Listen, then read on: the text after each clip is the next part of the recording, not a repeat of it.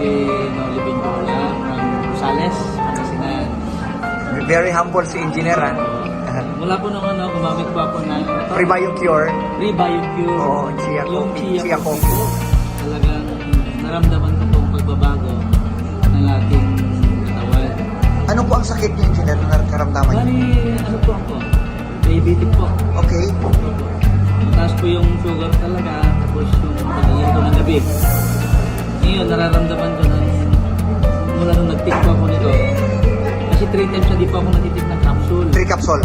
Tapos, ang kape po ay umaga at saka gabi. Wow. Ang una po kong naramdaman, napakahimbing po yung tulog ko. Wow. Talagang, ito ba yung katiba talaga to? Katiba sa loob ko. Tinuloy-tuloy ko po.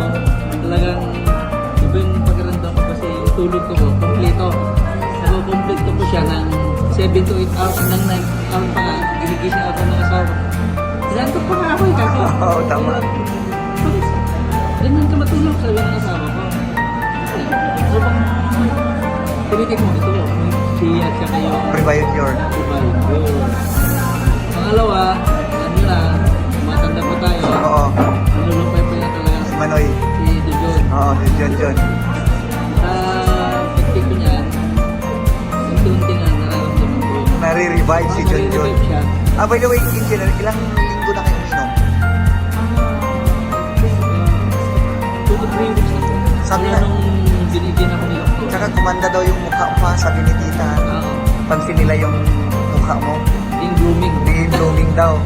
No, grabe. Opo. So, Kaya nire-recommend ako po na hindi po tayo magsisisi at guaranteed po itong Product. product natin. thank you, engineer, ha? Thank you. Thank you very much.